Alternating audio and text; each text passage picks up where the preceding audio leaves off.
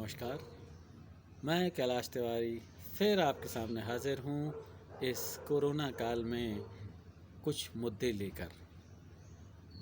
देखा जाता है कि जब कोई समस्या, कोई महामारी, कोई अवसाद, दुर्घटना होती है तो ज्ञान और नुस्खे बताने वालों की भीड़ लग जाती है और सब अपने अपने नुस्खे और ज्ञान बताकर लोगों को यह बताते हैं कि उन्हें आपकी ज़्यादा चिंता है, लेकिन उस नुस्खे को प्रयोग कर आपके साथ क्या होता है वह आप ही जानते हैं और आप बिना जाने बूझे उस ज्ञान का बखार अपने अंदर लगा लेते हैं और उसके परिणाम फलस्वरूप आप उसे भोगते रहते हैं और वह व्यक्ति अपना ज्ञान देकर चला जाता है। मैं आपके सामने एक बहुत ही अहम दिल का दर्द पेश करने वाला हूँ। हमने हमारे देश के यशस्वी प्रधानमंत्री माननीय मोदी जी को एक अवसर इसलिए दिया था कि वह हमारे देश में जो सपना देख रहे हैं, भारतवासियों के लिए जो करना चाहते हैं, उसको करने के लिए उन्हें उतना समय काफ़ी नहीं था। उन्होंने जो योजनाएं चालू की वह अभी शैशव अवस्था में हैं और उनको पूरा करने के लिए हमें मोदी जी को एक और अवसर देना चाहिए, बीजेपी को एक और अवसर देना चाहिए और हमने पूर्ण शक्ति के साथ, पूर्ण बहुमत के साथ उन्हें देश में एक और अवसर दिया कि वह हमारे देश को सर्वोच्च शिखर पर ले जाएं। लेकिन क्षमा कीजिए, यह वर्तमान समय जो हम देख रहे हैं उस समय में हमें यह एहसास हो रहा है कि कहीं ना कहीं हम ने जो चुनाव किया है उस चुनाव को लेकर कहीं गलती तो नहीं हुई। मोदी जी, सच मानिए, मैं आपका बहुत बड़ा भक्त हूँ और मैं क्या, भारत की जनता आपकी भक्त है और उसकी भक्ति का परिणाम है कि आपको पुनः अवसर दिया गया है।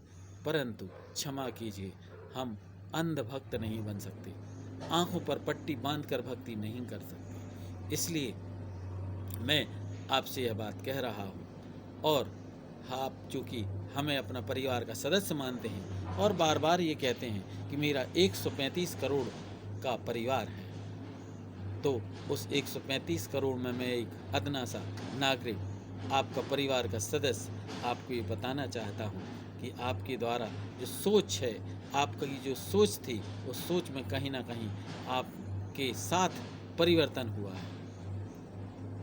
मेरे प्यारे भाइयों और बहनों, मोदी जी के कुछ दिमाग में जो प्लान है, उनकी संगठन, उनके साथ ने जो प्लान बनाया है, मैं उस पर कुछ विचार करना चाह रहा हूँ। मोदी जी का मास्टर प्लान क्या है? अभी भारत में, भारत के जो नागरिक हैं, वह नागरिक में 60% जनता जो है वह गरीबी रेखा के नीचे, ये सभी को ज्ञात है।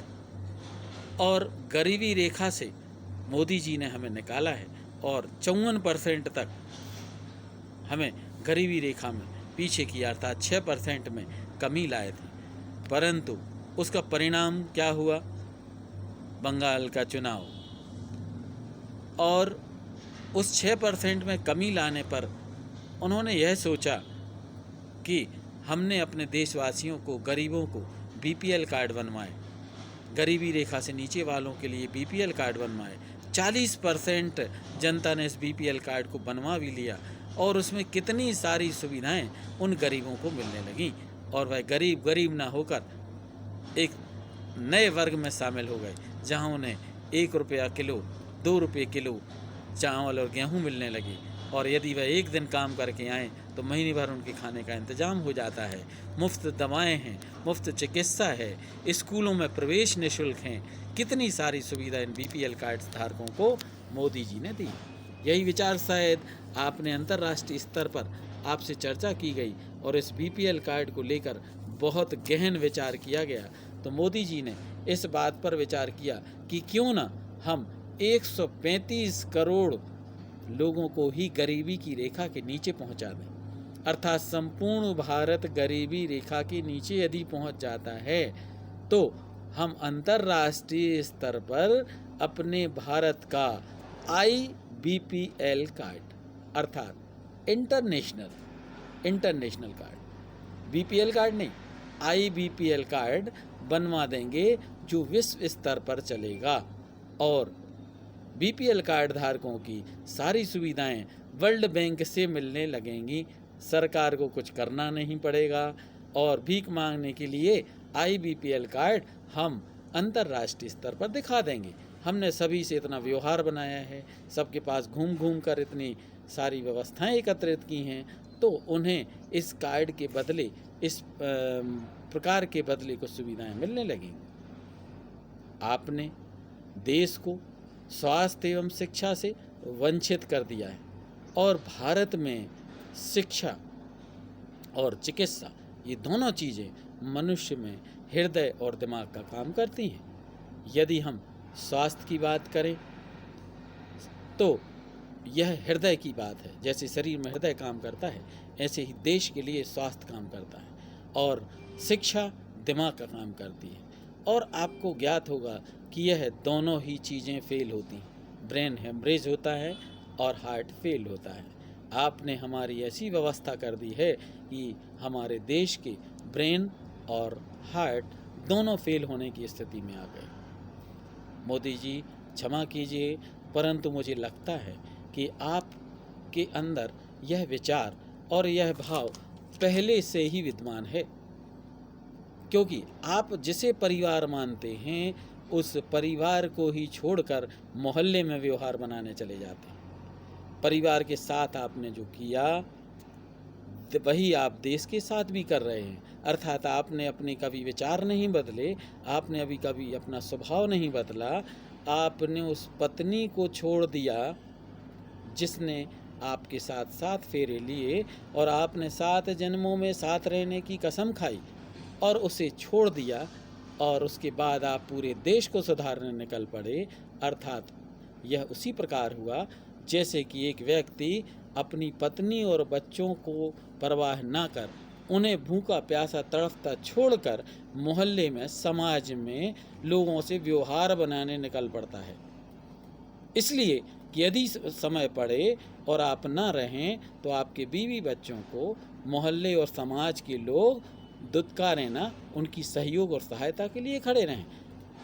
अरे मोदी जी, जब हम अपने परिवार को ही छोड़कर निकल पड़े तो उन्हें तो परेशानी आएगी ही। यदि हम अपने परिवार की देखभाल अच्छे से करें, आधा समय भी अपने परिवार की देखभाल के लिए दें, उनकी समस्याओं को सुनें, उनकी समस्याओं के साथ खड़े रहें और उन्हें सुलझाएं, और आधा समय हम मोहल्ले में और समाज में व्यवहार बनाएं, तो हम दोनों काम बड़ी आसानी से कर सकते थे। आपने समाज में तो ख्याति पाली, मोहल्ले में, समाज में ख्याति पाली, काबिल तारीफ़ है।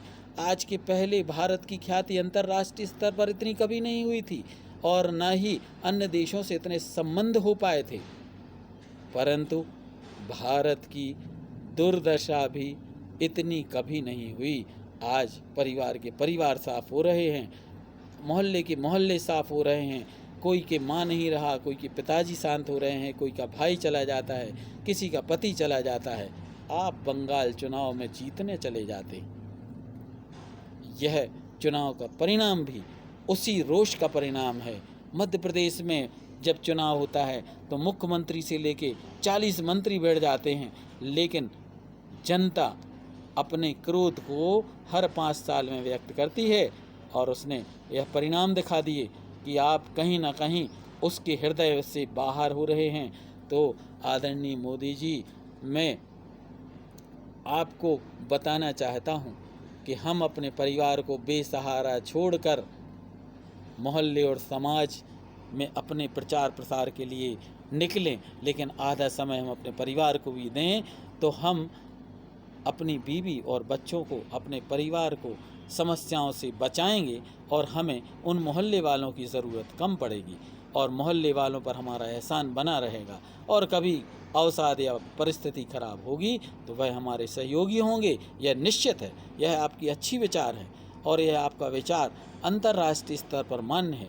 आज सारे देशों में आपका नाम और आपके साथ भारत का नाम बड़े ही सम्मानजनक तरीके से लिया जाता है। और आज मुसीबत के समय में भी हम देख रहे हैं कि आपकी यही नीति के कारण अन्य देश और बहुत सारे देश भारत की सहायता के लिए खड़े हो गए, परंतु आप अपने देश की सहायता कब करेंगे मोदी जी? आप अपने देश के अपने सदस्यों की देखभाल कब करेंगे?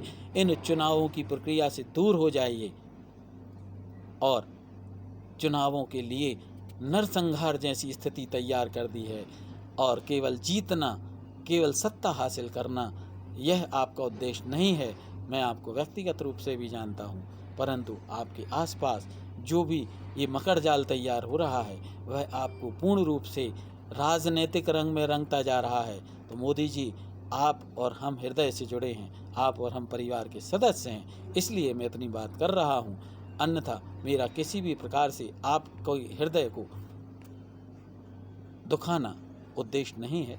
मैं आपका भक्त हूँ और आज भी यदि कोई आपके बारे में खिलाफ कुछ बोलता है तो मैं सबसे पहले उसका विरोध करने खड़ा हो जाता हूँ। लेकिन हम अपने परिवार में ही अपनी बात कर सकते हैं, अपने भाई, अपने पिताजी के बारे में उचित अनुचित की बात कर सकते हैं। इसलिए मैं आपसे इतनी बात कर रहा हूँ। यदि कुछ गलती हुई हो तो मैं आपसे क्षमा प्रार्थी हूँ, लेकिन मेरी बात को आप भारतीयों का दर्द समझें और इस पर विचार करें। धन्यवाद।